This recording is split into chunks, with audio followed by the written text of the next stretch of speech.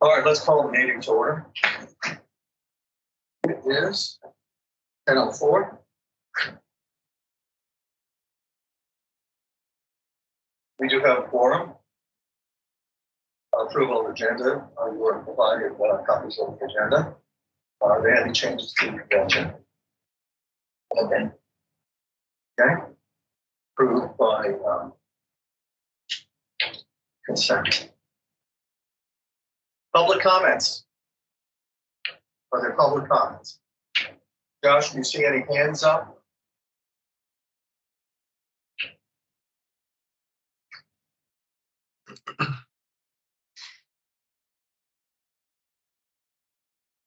We have no written comments. We have no emailed comments. We have no public comments. So there are no public comments. And by the way, this meeting is being recorded and will be posted by Ocean Pines Association on YouTube. Chairperson remarks. I wanted to go over a couple of things. This week, Josh posted the election news. The election news opens up the ability for people to run for the board, the application, specific dates such as you must file by May 10th. Applications at that point in time will go from the admin building administrative officer to the secretary. We do not have a search committee so far, and having served on the search committee for 4 years, we usually got the applications, held them, and gave them to the secretary. But the process is they go to Linda Martin, she holds them, and then they go to the secretary for processing. That's in May. Now, if we don't have 2 more candidates than vacancies, and we have 2 vacancies, the policy is that we extend it to the 3rd week in June. That has not happened the past few years. Last year. Election materials will go out on July 12th, which is Wednesday. The ballot deadline will be August 9th at 4 p.m. Ballot count will be Friday, August 11th, and the annual meeting is August 12th. So that is what we're in. We're in the cycle now where we do all the administrative notification and the publicity. Can I make a comment? Sure. Last year they ran into part of the problem that they had is they rushed at the end because last year they did have to put off the election because on Friday they had to wait to get the 2 extra people on the thing, and their suggestion at the end of last year was to extend that or attempt to rescind that. That was rescinded by the resolution, question number 16 from the search committee, but it's still in the MO6 and it's still in the bylaws. I haven't taken that out yet. Okay. So, I yes, just thought I would. I understand. I think that's a good idea because we have a certain time schedule with our contractor and everything, and our contractor did comment that he was pushed to the limit last year. That was also in the elections committee's report. Yes, it was. That it compresses the time to get stuff out. Okay. A statistic for you. The reports that we have are in CSV format, comma-separated values. And I convert them to Excel because I have a lot of experience in that. It allows me to run reports to sort and stuff like that. What has been said here in Ocean Pines is that we have 8,452 lots. Well, guess what? We no longer have that. We have more. Matter of fact, it was reported that the election was 8,469. So I went in the reports and triple crown the states. I went and did a search on Preakness, which is a road in there, and whoop, voila. So those 17 owners are paying the dues, and it's increasing the number of members we have in Ocean Pines. Very interesting.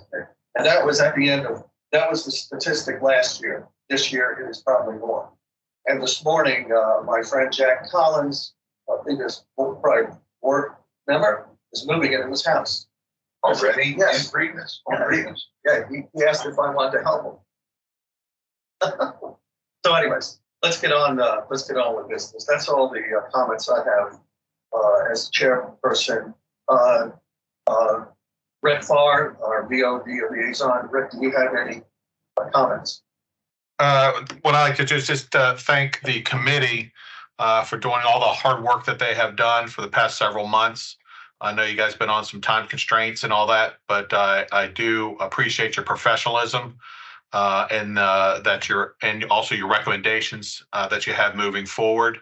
I do really appreciate that, and on behalf of the board and also on behalf of the association members, do appreciate you guys collectively working well together and providing recommendations moving forward for the next election. So thank you. Thank you, Rick, and thanks for your support. As you know, everything that we produce goes to our lay liaison, which was farmed out, if you will, to the general manager or whomever. We don't deal directly with the staff. Next topic on the agenda is approval of prior meeting minutes. You all received them. Any changes, any comments? I move we accept. Okay, second. Any abstentions? Minutes approved by general consent. Reports, scanning software. George, you want to talk about the scanning software? Okay, the scanning software that I found, this company is called Remark. The scanning software we had last year was an optical character reader, OCR, which is not conducive well to individual marking on a ballot, since it's an extra to fill in a mark or whatever. The company Remark is based in right outside of Philadelphia, so it's very close to us. They have a very good reputation. They are considered the Cadillac of the business. In fact, Scantron that we used to use uses Remark software and they sell a product. There's some other companies I talked to, and evidently Remark is used by other corporations, sell scanners and this type of thing. Our contractor, Tom Lewis, sat with a webinar and an educational program with Remark, which they do people that are thinking about using their software. And he says that it was first class. Another company that I was looking into as far as online when it comes to research, several of them, they also do paper ballots, and they also use Remark. We are now in the process of waiting for authorization to have Tom Lewis do a test with our scanner, but we have to get authorization. That's correct. That's pending right now. But this software is top of the line and it is priced much less. I believe it's $11.95 for the product, and it's $250 a year, as opposed to what you're using the last 3 years, $9.99 a year. Absolutely. And but this is made this particular product paid for things like voting, which the one last year was paid for surveys. And it's saying OMR. Oh, excuse me. It's an OMR, which is optical mark reader. Thank you, I wanted Nancy. to bring that up because I didn't. Oh, no. That's why we Thank you. You know, this old mind, you know, sometimes is a little, you know, 84 years old gets a little slow sometimes. more than one person.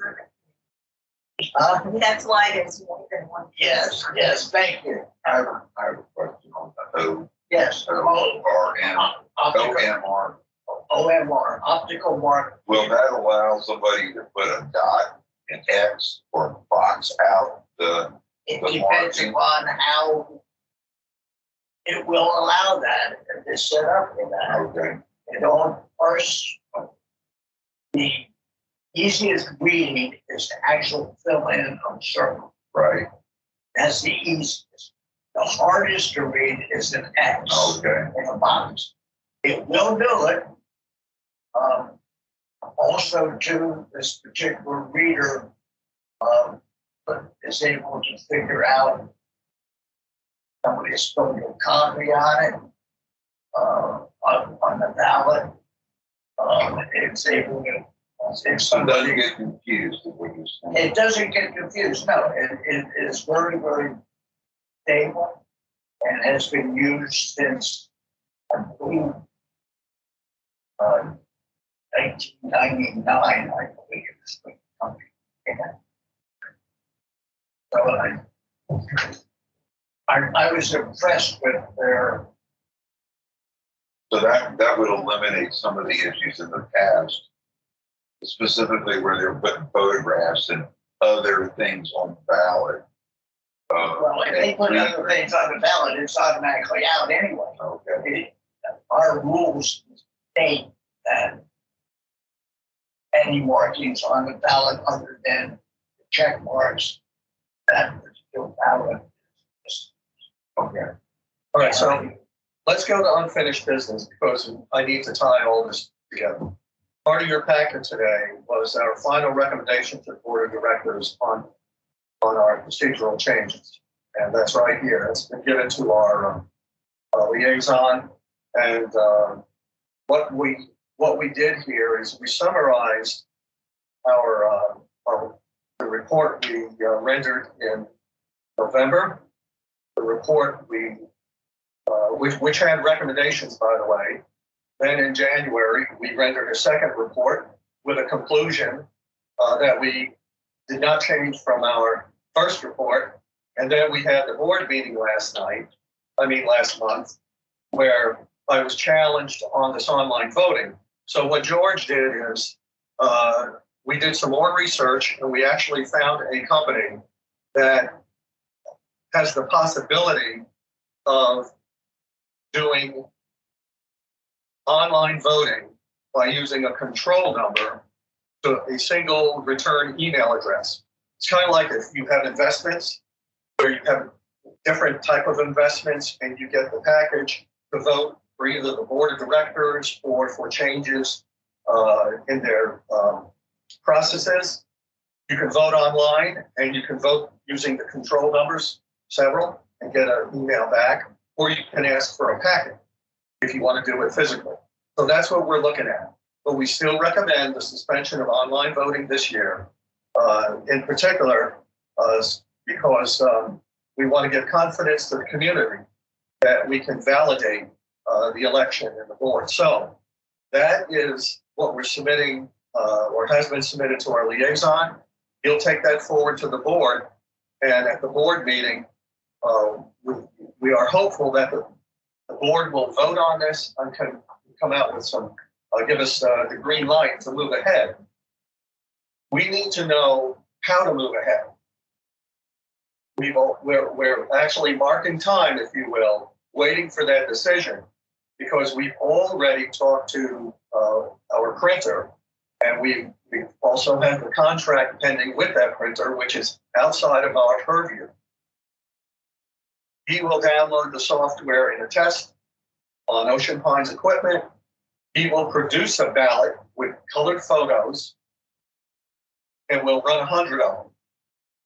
And we'll run them again and we'll do testing of the equipment. And that will, going forward, give us our procedures on how we're going to do the voting this year and the ballot count. So that's pending. He's going to test out the scanner, which we it's an excellent product. But the same one, it's one of the few scanners that can adjust from a whole page paper ballot to a 4 by Yes. card. It's able to use all of those things. So IT here in Ocean Pines is the ones who recommended that, and they purchased it last year. The initial test that Tom Lewis did, he said it was an excellent machine. We do not need. Somebody suggested Scantron. Now this Scantron scanner runs a minimum of $3,000. This scanner that we're using, which is actually twice as fast, because this will be 34 ballots per hour, 3,400 ballots per hour. Cost of that on this one is $579. But it's backed by Xerox. And $3,000 from Scantron. And also too with Scantron, we have to use their paper or their ballots that has to be pre-printed, and they use special software also by Remark, but it will only read. It's proprietary. Their paper. So here's what you need to know. In all our research, we have ballots. Here's a ballot for 2021. Here's a ballot for 2020. Okay. Now I want to, and here's the envelope they fit in. Ballot now for 2022 was a folded piece of paper that you folded, you put in the envelope, and it came back to Ocean Pines. Now, I'm going to take you down a history lesson. This is 2001. The envelope that went to the member, the ballot. You inserted the ballot in the green envelope, and business reply now back to Ocean Pines. So to say we're not in the 21st century, these had sticky labels on them. Was the process on the front and back must have been intense. Now we can do that in bulk form and really, really quickly. So that is our goal. We're waiting for the board to make a decision so we move forward. So now we're down to any questions about any of that? No, that's on your letter that you wrote, the last thing you wrote up, that work that you've got all covered with this thing going to the board, right? Correct. And what about the contract with Tom? Is that We have to get the board to approve what we recommended. and then go? Then we go out to a contractor, okay, to provide those services. So it'll take a little bit of It's time, but it's March, and like I say, applications are due by the 10th of May. So we have time, but we have work to do in the meantime. Okay, new business, appointment of committee member. As you know, Elaine Brady has resigned from the elections committee, and she stated that she's going to pursue running for the board of directors.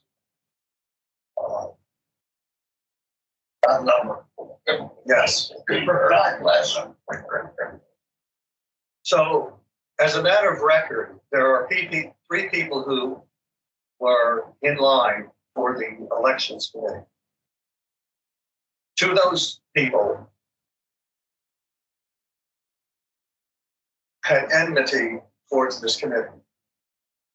In other words, disparaging remarks, insults, and stuff like that. There's no workability with those people. The third person, Mary Tipton, I tried to contact her by phone, email, and without any result. Matter of fact, her application was dated way back in October. So what we're going to do is we're going to go out with a email blast. I'm going to ask Josh to do this next week to seek another member for this elections committee. And we'll go through the process of interviewing them and then make a recommendation to the board for them to approve that person. So that's where we are. Other than that, is there any more topics? Anything to discuss? We'll move to adjournment. Now, Thanks to Chuck. Bill Tip of the hat. Yes, George, thank you very much. By the way, next meeting is tentatively scheduled for April 7th. That's Good Friday. We can adjust that. But believe me, from now until then, I'm sure we'll have another work session or in order to move this stuff along. Several work sessions. Yes, yes. So, other than That's that, okay. I enjoy those. So